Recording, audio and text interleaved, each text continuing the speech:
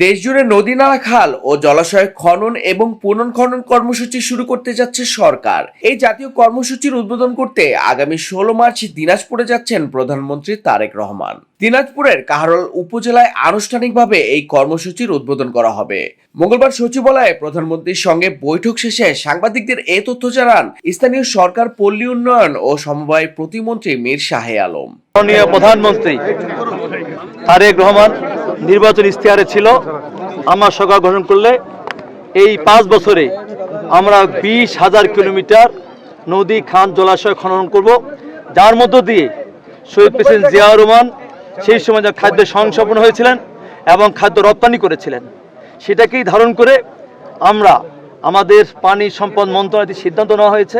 সেই সিদ্ধান্ত আলোকে এই যে কাহারোলের বলরামপুর সাহাপাড়ায় এই যে 12.20 এই যে খাল, সেই খালটায় আগামী 16 তারিখে আমাদের মাননীয় প্রধানমন্ত্রী এইখানে উদ্বোধনের মধ্য দিয়ে সারা বাংলাদেশে একযোগে প্রতিটি জেলায় বিভিন্ন আমাদের মন্ত্রণালয়ের মন্ত্রী বা আমাদের বিভিন্ন এমপিরা স্ব এলাকায় একযোগে আমাদের খাল খনন কর্মসূচি উদ্বোধন করবেন। সরকার জানিয়েছে এই কর্মসূচির আওতায় সারা দেশে প্রায় 20,000 কিলোমিটার খাল ও জলাশয় খনন এবং পুনর্খনন করা হবে। এটি হবে 4 বছর মেয়াদী একটি বৃহৎ কর্মসূচি, যা ছিল বিএনপির নির্বাচনী অঙ্গীকারের অংশ। পানিটা থাকলে আপনার আবাদ করা ভালো হবে, ক্ষেতের ভালো হবে, ফসল করা যাবে 2-3 বার। খুঁজতেছে এর আগে যেটা পানির খুব সমস্যা ছিল, পানির কারণে আবাদ পানি খুব কম ছিল। এখন যদি পূরণ হয়, পানি পাওয়া যদি যায়, তাহলে মোটামুটি আবাদ আরও দ্বিগুণ পাওয়া যাবে।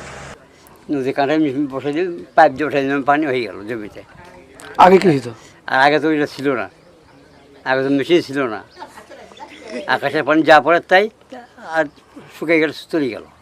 নভেম্বর থেকে শুরু করে আপনার মার্চ, ফেব্রুয়ারি, এপ্রিল মে পর্যন্ত যে বন্ধ থাকে, এটাতে লেয়ারটা উপরে ভাসে, তাহলে বোর্ডিং থেকে আমাদের পানি নেওয়াটা সুবিধা হয়। আর এটা যদি এখন আমাদের সুইচ গেট যদি হয়, ওভার ড্রাম যদি হয়, তাহলে আবার সেটাই হবে, জলবদ্ধতা থাকবে, মানে 5-6 মাস, তাহলে কৃষকের জন্য ভালো হবে। প্রতিমন্ত্রী জানান 16 মার্চ দিনাজপুরের প্রধানমন্ত্রী উদ্বোধনের পাশাপাশি দেশে আরো 54টি জেলায় স্থানীয় মন্ত্রী ও সংসদ সদস্যরা একই কর্মসূচি উদ্বোধন করবেন। জনগণের নির্বাচিত সরকার, দেশপ্রেমিক সরকার, জনবান্ধব গণবান্ধব সরকার।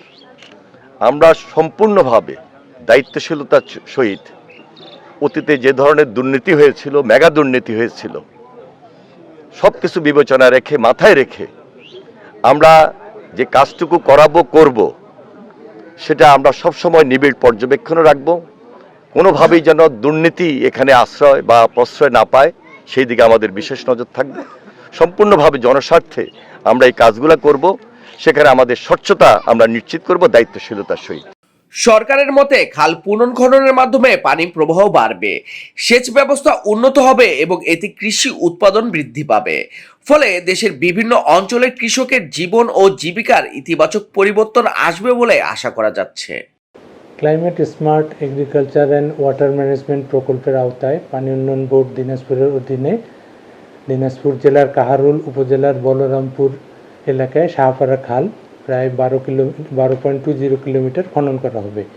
এই খালটি খননের ফলে অত্র এলাকার প্রায় 40 বর্গ কিলোমিটার এলাকার পানি নিষ্কাশিত হবে এবং প্রায় 1500 হেক্টর জমির জলাবদ্ধতা দূর হবে। এই এলাকায় 2টি বিল আছে, যেটা বর্ষাকালে পানি জমে থাকে, এই পানিটা এখানে নেমে যাবে।